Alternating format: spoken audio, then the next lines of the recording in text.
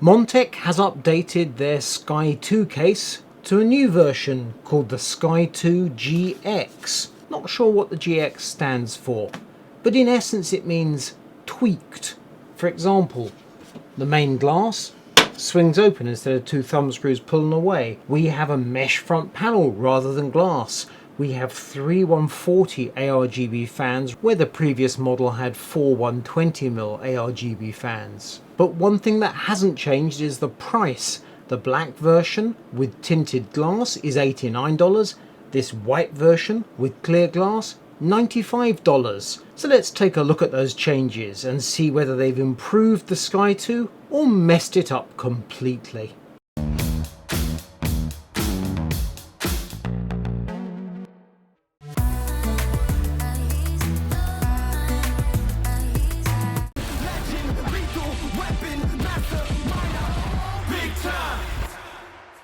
Before I pull the panels off the Sky 2 GX and give you a closer look inside, let's look at the changes that Montech tells us they've made to change the Sky 2 into the Sky 2 GX. Three key enhancements. The first, 10mm added height at the top for support for up to 66mm of radiator thickness. Second, 5mm of extra room for cable management. Sky 2 GX's cable management space is now 25mm. Third, the main glass opens like a door. We have thumb screws for the PCIe slots, and the lower side mesh panel is easy to remove. Now those are all perfectly decent tweaks. More space in the roof, never going to complain there. More space for cables, that's always a good thing. We now are able to install either a 280 or 360 rad in the front or a 280 or 360 in the roof, where with the original we were looking more at side mounted fans for cooling. The front being glass, it didn't make any sense to put a radiator there, so you're going in the roof, and when it's a bit tight for space that can be awkward. So on the face of it, they fixed all the problems. However, my problems with the original Sky 2 are not on the list I've just read out. For one thing, as I said in my original review, the fan hub that was supplied with the review sample was faulty and the fans ran at full speed, didn't do PWM. And secondly, it was very tricky to find Montech products on sale, especially here in the UK. But happily that has now changed, and you can pre-order the Sky 2 GX in either black or white from Scan. Before we dive inside the case, let's look at the external cosmetics.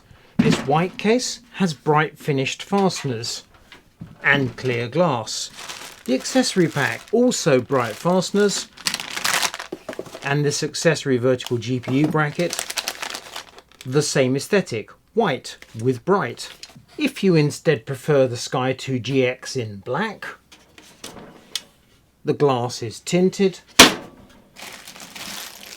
the fasteners are black,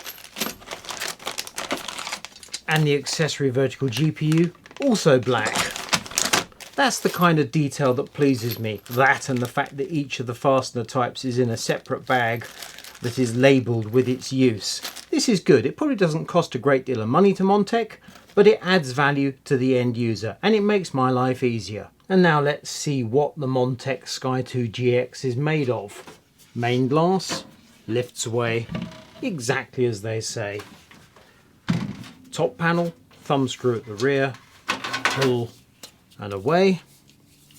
So perforations are acting as a dust filter, but very small particles you would think would pass through. The right hand panel,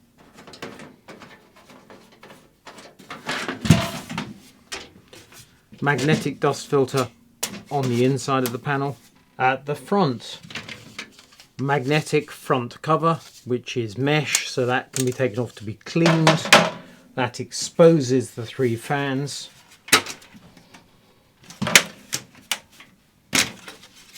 Slightly aggressive pull and that frame comes away to completely expose the fans, which are secured from the inside.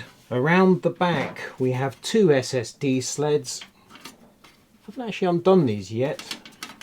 I managed to do that by hand. Two drive caddies. That caddy will support either a 3.5-inch drive or an SSD. And the same there. On the floor of the case we can see we have two screws which will release the entire cage. Let's just do that for the fun of it.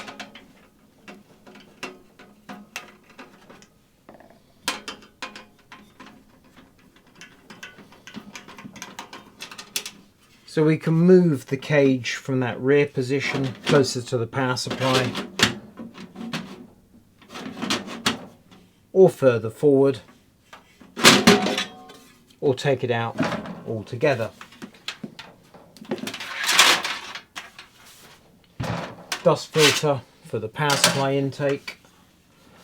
Proof that sometimes Leo's too cavalier, as I've drawn blood. We have a fan hub that supports 6 PWM RGB connections, obviously 3 already taken, which means we could add 3 more fans.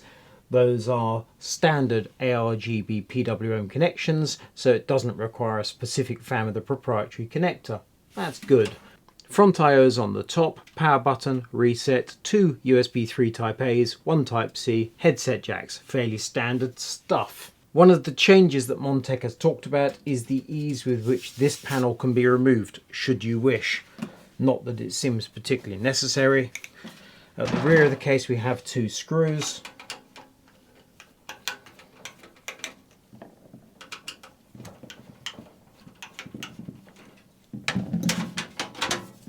And away it comes. The original Sky 2 that had 4, 5 or 6 screws as I recall. But again, I'm not sure necessarily why you'd want to remove it, but if you do, there you go. And that is the case more or less stripped down. However, removing that panel opens up the side. If you want to add further ventilation, logically that'd be 2 fans, and that'd be probably in intake. So air can come in from the side, in from the front, out to the rear, up through the roof, and you can, if you choose, add cooling to the power supply shroud. I have to say that stripped down chassis feels very sturdy, and there's nothing obvious about this apart from my slightly bleeding thumb that begins to suggest that this is a budget case. So far, I'm impressed. So let's get some hardware inside it and see how the PC begins to take shape. The motherboard assembly. I'm starting with the Gigabyte Z790 Aorus Master X, which is E80X. In actual fact, the Sky 2 GX supports a motherboard larger than E80X. You can see the grommets to the side of the board are now obscured. My fingertips won't quite come through. However, you can see we have cable grommets at the very edge of the motherboard tray, so no difficulty using a large motherboard. For the processor, I've gone for an Intel Core i7-14700K. I'm using a Thermalright contact frame. The SSD is a Sabrent Rocket 4 Plus, and let's just snap on the rather impressive Gigabyte heatsink. And the memory, G.Skill Trident Z5 RGB, rated at 6800 mega transfers. For our power supply, we have this Seasonic Focus GX1000, 1000 watts, gold rated, and it's ATX3. I've got my 2 EPS connections for the top of the motherboard for the CPU, and naturally I'm going with a 12 volt high power connection for the graphics card. Fan down, so we're drawing air in from the underside of the case. Slips in nice and easily there. I'm cheating, of course, because I've removed the drive cage. However, it's crystal clear that once I sorted out the cables, we could indeed install storage in the floor of the case, if I chose. And let's do that cable management. For the CPU cooler, I'm going for this Phanteks Glacier 1 360 MPH. 360mm, so 3x120. White in colour, well, white and black really. Even the fans are white, but they've got black corners. And it looks like it's going to go in the roof with heaps of clearance. So let's get that installed. The final piece of hardware is the graphics card. It's this Zotac RTX 4080 Super Amp Extreme Edition, and it is absolutely huge. However, the Montech can accommodate a huge graphics card. Look at this. Loads of space, and we secure it in place. There's no vertical GPU support included with the case, but I consider that to be a perfectly reasonable choice considering the low price of this case. And then we connect the power. And the cable just about has sufficient clearance between the graphics card and the main panel. Have to say, I am fairly impressed with how that's gone together. The PC's running, the fans are set low and slow. I turned off one of the lights so you can get a good look at the RGB. I'm very pleased with how this PC has turned out. Let me just remove the main glass because we don't want reflections. And just look inside the main compartment. Isn't that just neat and tidy? And look at the front. Liking this. Do I dare take off the right hand panel with the power on? Let's go for it.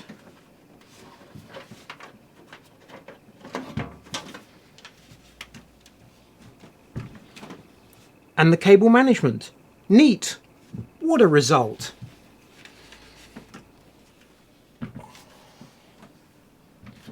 There was the outside chance you're going to see me stick my fingers in a fan there or get electrocuted. But no, we've survived.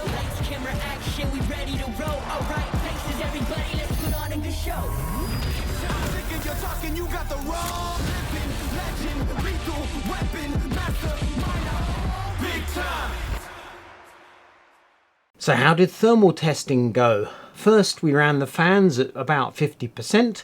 That means the three Montechs were running at 800 RPM, their maximum speed is 1500 RPM, and the three Phanteks fans running at 1000 RPM, their maximum speed is 2100. And it sounded like this.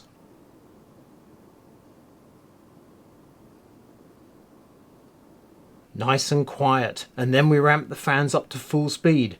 So 1500 for the Montechs, 2100 for the Phanteks, and it sounded like this.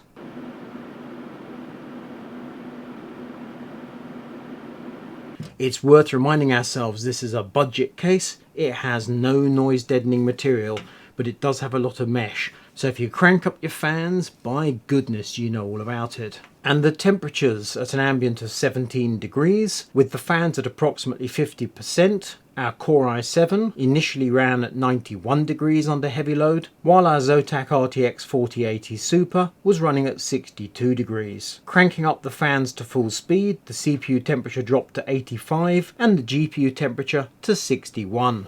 Those temperatures are very satisfactory. I'm happy. This case flows air. I didn't really have any doubt about that, but having done the testing, we know this for a fact.